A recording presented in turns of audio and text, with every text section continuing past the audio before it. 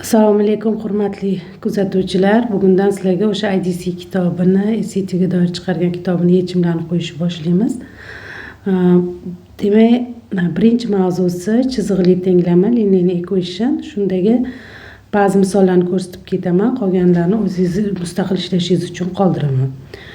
Demak, 13-misolga qaraymiz. 13-misolda 6 ko'paytirilgan modul x - 7 barobar k tenglama exactly degani aynan bitta yechimi bo'lishi kerak degan, yagona yechimga ega bo'ladigan bo'lsa, tenglamani yagona yechim bo'ladigan bo'lsa, k taqsim 6 ni qiymatini so'rayapti.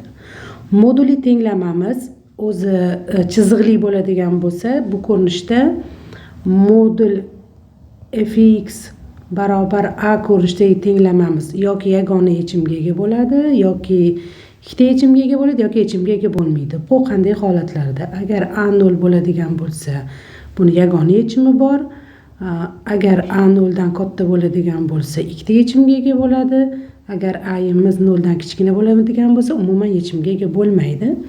Bu holatda yagona yechimga ega bo'lsin degani uchun a 0 ni bizga k kelyapti. Demak, k ning qiymati 0 bo'lishi kerak ekan. K 0 bo'lganda tenglama yagona yechimga ega bo'ladi. K ni o'rniga 0 qo'ygan taqdirimizda modul x - 7 barobar 0 ligidan x barobar 7 ekanligi kelib chiqadi. Demak, x 7 bo'lganda tenglama yagona yechimga ega bo'ladi. Demak, bu yagona yechimga ega bo'lish uchun k imiz 0 bo'lishi kerak. Bizda k ni so'rayapti. 0 ni 6 ga bo'lib olsak, javob 0 bo'ladi. Faqatgina 0 da tenglama k 0 bo'lganda yagona yechimga ega bo'lishi mumkin. 14-misolimizda bu tenglamani katta yechimini toping degan, moduli tenglama bo'lgani uchun modul fx barobar modul jx ko'rinishidagi tenglamalarimiz qanday bajariladi? Bunday tenglamalarimiz 2 marta bajariladi. Birinchi fx barobar jx ko'rinishidagi tenglama bajariladi. Ikkinchisida esa fx barobar minus jx ko'rinishidagi tenglama bajariladi. Ya'ni birinchi buni ikkalasini bir-biriga tenglab olishim mumkin. 5x minus 10 barobar x plus 2 bo'lishi mumkin. Bundan 4x barobar 12 bo'ladi va x barobar 3 degan tenglamaning yechimi chiqadi. Ikkinchisi esa xuddi shu narsani 5x minus 10 barobar minus x minus 2 ko'rinishida bo'lishi mumkin. Bundan 6x barobar bu yoqqa minus plus bo'lib o'tadigan bo'lsa 8 bo'ladi. X barobar 4 taqsim 3. Ikkita yechimimiz bor. Bizdan tenglamani katta yechimini so'rayapti. Ojiz degani katta degani, demak katta yechimimiz 3 ga teng bo'lar ekan. Tenglamaning katta yechimi 3 bo'lar ekan. 15-misolimizda tenglamaning nechta yechim bor deyapti. Chiziqli tenglama, e'tibor beradigan bo'lsangiz, bu yoq ham 2x bu 2x bo'ladi. Tenglikni bir tomoniga o'tkazib olsangiz 0 ko'paytirilgan x barobar 3 ko'rinishida bo'ladi. Shunaqa x topa olmaymizki, 0 ga ko'paytirsak 3 chiqadigan. Demak, bunday tenglama yechimga ega bo'lmaydi. Tenglamaning nechta yechimi bor? Umuman yechimi yo'q. 0 ta degan javobni tanlashimiz kerak. Endi 16-savolimizda quyidagi berilgan 4 ta javobdan deyapti, qaysi biri demak yechimga ega emas degani, no solution degani yechimi yo'q degani. Qaysi bir 4 ta yechimning qaysi birida yechim tenglamada yechim mavjud emasligini ko'rsatishimiz kerak. O'zi umuman olganda har qanday chiziqli tenglamaning oxirgi soddalashtirilgandan keyingi ko'rinishi ax barobar b ko'rinishiga keladi. Qanday bo'lishidan qat'iy nazar. Agar birinchi shartda a 0 ga teng bo'lib qolsa, ya'ni x oldidagi son 0 ga teng bo'lib qolib, b 0 dan farqli bo'ladigan bo'lsa, bu tenglamamiz no solution bo'ladi, ya'ni yechimi mavjud emas bo'ladi. Va agar x oldidagi soningiz sizda a 0 dan farqli son bo'ladigan bo'lsa, u holda tenglamaning yechimi bitta bo'ladi, yagona bo'ladi. Exactly 1 degan yechim bo'ladi. Agar a ham teng 0 va b ham teng 0 bo'lib qoladigan bo'lsa, u holda tenglama cheksiz ko'p yechimga ega bo'ladi. Bizdan hozir yechimga ega bo'lmaydigan shartini so'rayapti. Yechimga ega bo'lmasligi uchun a teng 0 bo'lib qolishi kerak va b 0 dan farqli bo'lishi kerak. Birinchi misolimizda agar qavs ochib a javobimizda qavs ochsak 63 bo'ladi. 9 4 ga ko'paytirsak 36 bo'lib, tenglikning chap va o'ng tomoni aynan bir xil ifoda ekanligi uchun bu cheksiz ko'p yechimga ega degan shartga to'g'ri keladi.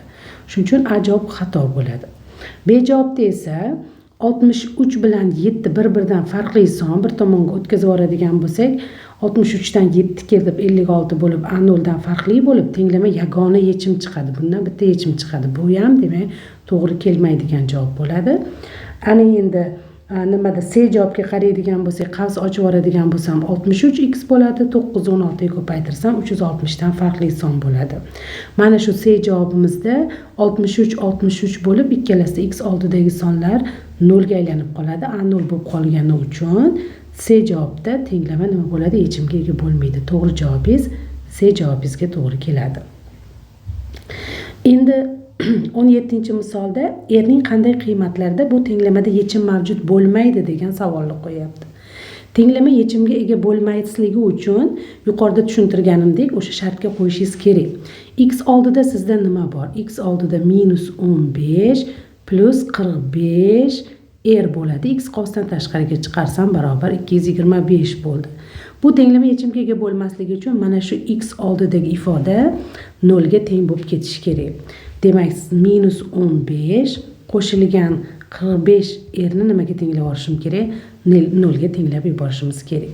Bundan 45 r barobar 15 degan javob kelib chiqadi. R topadigan bo'lsak, 15 ni 45 ga bo'lsam 1/3. Demak, r ni o'rniga 1/3 qo'ysak, bu tenglama yechimga ega bo'lmas ekan. Javobimiz B javobga to'g'ri keladi. 18-masalamizda ham xuddi shunday. Tenglama yechimga ega bo'lmasin deyapti. Tenglama yechimga ega bo'lmasligi uchun umumiy makhraj berib soddalashtirilgandagi x oldidagi ifodalar teng 0 bo'lib qolishi kerak. Ya'ni bunga 16 berib yuborasiz. Soddalashtirayotganingizda bu yoqqa 3 berib yuborasiz. Keyin ko'paytirasiz. 16px hosil bo'ladi. -16 bu joyda 6x bo'ladi. Tenglikni bu yoqqa o'tkazsam -6x barobar 3p -16 bu yoqqa +16 bo'lib o'tadi. Va x qovusdan tashqariga chiqaradigan bo'lsam 16p -6 barobar 3p +16 ko'rinishidagi ifoda hosil bo'ladi. Tenglama yechimga ega bo'lmasligi uchun mana shu x oldidagi son 0 ga teng bo'lib qolishi kerak va bu 0 ga teng bo'lgan paytda tenglikning o'ng tomonidagi ifoda teng emas 0 degan shartni qanoatlantirishi kerak. Aks holda cheksiz ko'p yechimga ega bo'ladi degan shartga tushib qoladi. Bundan p ni topadigan bo'lsak, 6/16 bo'lib, bu 2 ga qisqarib ketadigan bo'lsa, 3/8 qoladi. Ya'ni p ning qiymati 3/8 bo'lganda tenglama yechimga ega bo'lmas ekan. Endi xuddi shu mavzuyimiz 19-misoliga qaraymiz. Demak, tenglama berilgan. Bu tenglamada k va n lar deyapti. O'zgarmas sonlar va n ning qiymati birdan katta bo'ladigan bo'lsa, tenglama no solution, ya'ni yechimga ega bo'lmaydigan bo'lsa, k ning qiymatini toping degan masalani qo'yapti. Tenglama yechimga ega bo'lmasligi uchun hozirgidek shart, ya'ni x oldidagi ifodamiz 0 bo'lib qolishi kerak. Qavslarni ochib soddalashtiramiz. Shunda bu yerda 5k, bu yoqda tenglikni o'ngidan chapga o'tkazsam 65/14, x qovusdan tashqariga chiqaraman barobar va bu yerda -5n tenglikni bu yog'iga 5n bo'lib o'tadi. -85/18 bo'ldi. Mana shu joyda mana x oldida 5 ga qo'shilgan 65/14 degan ifoda hosil bo'ldi. Shu 0 ga teng bo'lib qolsa, tenglama yechimga ega bo'lmaydi. Demak, buni 0 ga tenglab ishlaydigan bo'lsam, k barobar -65/14 bo'lingan 5 bo'ladi. Bu 1/5 degani qisqarib ketadigan bo'lsa, -13/14. Ya'ni k ning qiymati -13/14 bo'lganda, bu tenglamaning yechimi mavjud bo'lmaydi. Endi birdan katta bo'lishi kerak degani shu joyda mana bu teng emas, nima deydi? Bu 0 bo'lgan taqdirda bu 0 bo'lmay qolishi kerak. Ya'ni ikkalasi 0 bo'lib qoladigan bo'lsa, cheksiz ko'p yechimga ega sharti qo'shilib qolmasligi uchun eng katta 1 degan shartni qo'shib qo'ygan.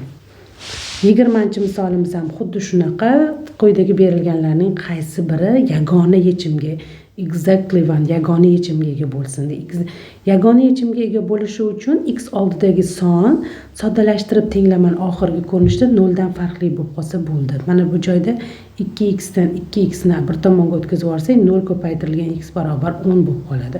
Bu tenglama yechimga ega emasligini ko'rsatadi. B javobda ham, C javobda ham xuddi shunday tenglama yagona yechimga ega bo'ladigani D javobga to'g'ri kelyapti. Endi 21 masalaga qaraymiz. 21 masalamizda demak nima deyapti? Tenglama quyidagi berilgan tenglamada R deyapti. Pozitiv deganimiz musbat degani. Musbat integer deganimiz butun. Musbat butun son ekan R. Xo'p, agar deyapti tenglama yagona yechimga exactly one solution yagona yechimga ega bo'ladigan bo'lsa, cannot deyapti, bo'la olmaydi. Quyidagilarning qaysi biri R'ning qiymati bo'la olmaydi degan savolni qo'yapti. Demak, tenglama yagona yechimga ega bo'ladigan shartga qo'yamiz, qavsni ochib soddalashtiramiz va x ni qavsdan tashqariga chiqaramiz. Demak, bu yoqda R-7 x oldida turibdi, o'ng tomonda 19 turibdi. Mana shu 19 ni chap tomonga o'tkazsam va x ni qavsdan tashqariga chiqarsam, R-7 minus 19 hosil bo'ladi, barobar 25 dan 3 ketsa 22. Tenglama yagona yechimga ega bo'lishi uchun x oldidagi ifoda, ya'ni R-26 teng emas 0 bo'lishi kerak. Shunda tenglama yagona yechimga ega bo'ladi. Va R teng emas 26. R-26 dan tashqari son bo'lishi kerak. Shunda tenglama nima bo'ladi? Yagona yechimga ega bo'lishi mumkin. Demak, quyidagilarning qaysi birini qabul qila olmaydi? Ya'ni R-26 degan qiymatni qabul qila olmaydi. Agar chunki R-26 bo'lib qolsa, tenglama yagona yechim emas, yechimga ega bo'lmaydi degan shartga to'g'ri keladi. Qolganlari, ya'ni 3 ni, 12 ni, 19 ni qo'yganda ham tenglama yagona yechim chiqaveradi. Ya'ni unda yagona yechim mavjud bo'ladi. Xo'p, 22 masalamiz shartida nima deyapti? Quyidagi berilganlardan, xo'p, berilgan ekan, xo'p, infinity many solution degani cheksiz ko'p yechimga ega bo'lsin. Tenglama cheksiz ko'p yechimga ega. Tenglama cheksiz ko'p yechimga ega bo'lishi uchun soddalashtirganimizdan keyingi x oldidagi ifoda bilan o'ng tomondagi ifoda ikkalasi bir vaqtda 0 bo'lsa cheksiz ko'p yechimga ega bo'ladi. Qavslarni ochib soddalashtiraman. Bu yoqda 7ax hosil bo'ladi. Tenglikni o'ng tomonida ham 7ax bor, ya'ni bular qisqarib ketib qoladi. Demak, qavslarni ochgan taqdirimizda bu yoqda minus 14a bo'ladi, plus 5a qo'shganimizda minus 14a ga 5a ni minus 9a qoladi. O'ng tomon, chap tomonda, o'ng tomonda esa 7ax, qavs ochganimizda bu minus 14a minus 14a plus minus 35 degan ifoda bo'ldi. Demak, 7ax ni qoldirib qolganlarni bir tomonga o'tkazib yuborsam, minus 9 plus 14 bu 5a bo'ladi. Minus 35 plus 35 bo'lib o'tadi, barobar 7ax bo'ldi. Endi mana x oldida 7a hosil bo'ldi, o'ng tomon, chap tomonda bu ifoda qoldi.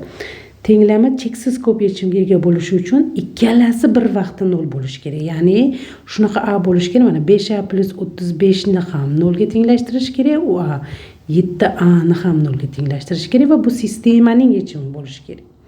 Birinchisidan a ni qiymati minus 7 lik kelib chiqadi, ikkinchisidan a ni qiymati 0. Ikkalasi bir vaqtda bir xil qiymat qabul qilmadi. Ya'ni bittasi 0 ga aylantirsa, ikkinchisini aylantira olmayapti.